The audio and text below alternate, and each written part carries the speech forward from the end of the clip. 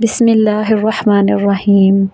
حضرت عمر فاروق رضی اللہ تعالیٰ عنہ واقعہ فیل کے 13 سال بعد اور ہجرت مدینہ سے 40 سال قبل پیدا ہوئے۔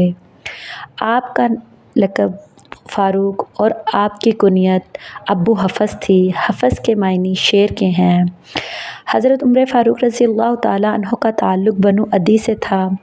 آپ کے والد کا نام بن نفیل اور آپ کی والدہ کا نام خنتمہ تھا، جو کہ عرب کے مشہور سردار ہشام بن مغیرہ کی بیٹی تھیں۔ حضرت عمر فاروق رضی اللہ تعالیٰ عنہ نے 7 نبوی میں 35 سال کی عمر میں اسلام قبول کیا۔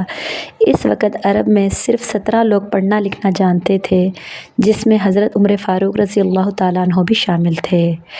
ہجرت مدینہ کے بعد عتبہ بن مالک سے آپ کا مواخات کا رشتہ قائم ہوا اور 3 ہجری میں غزوہ احد کے بعد حضرت حفصہ رضی اللہ تعالیٰ عنہا یعنی حضرت عمر فاروق کی بیٹی کا نکاح آپ صلی اللہ علیہ وآلہ وسلم سے ہوا۔